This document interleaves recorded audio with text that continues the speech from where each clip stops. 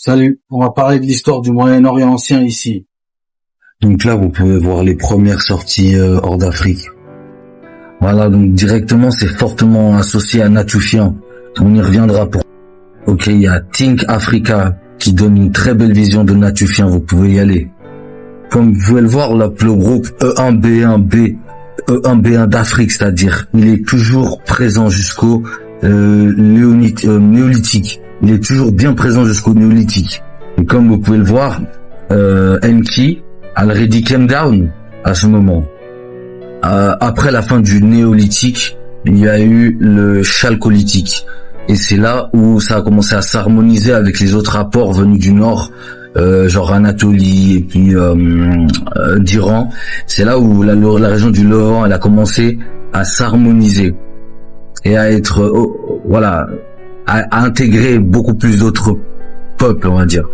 En rouge, vous pouvez voir ici jusqu'à très tard, enfin plus proche de nous, des sous-peuples, des peuples qui sont descendus de cette lignée E1B1. C'est ses descendants, c'est ses enfants Natufiens. Donc selon ce livre, Natufiens parlait bien les proto-langues afro-asiatiques, qui est né en Afrique, hein. Notamment ici, on peut voir vraiment des sous-clades de E1B1 qui sont bien présentes jusqu'au l'âge de bronze, là. Cette fois, c'est l'âge de bronze. Mais il devrait y en avoir d'autres, vous verrez à la fin.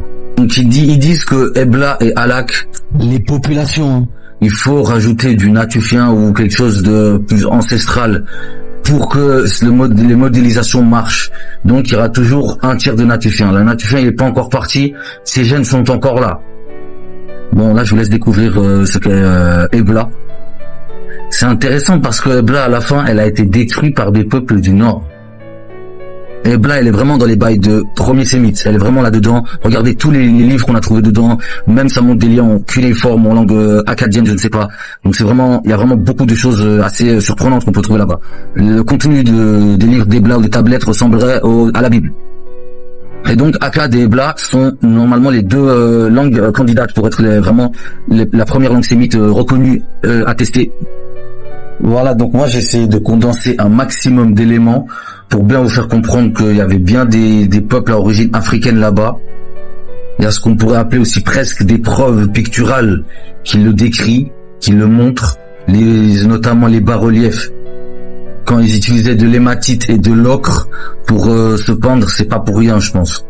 Donc ça, mes recherches ont porté ses fruits. Maintenant, moi, je pense pas que c'était vraiment que des Noirs là-bas. Je pense que c'était vraiment une zone comme le Brésil, vraiment avec plusieurs peuples. Mais je pense que vraiment il y avait une forte proportion de Noirs aussi là-dedans. Et qu'ensuite, ça, ce qui est assez prouvé, c'est que les peuples sont décalés vers le sud jusqu'en Arabie. Et maintenant, tu vas voir vraiment les peuples comme les Sokotri, les Yémen. Bon, ça se dit que ce sont les purs, comme on dit, arabes, etc. Bref.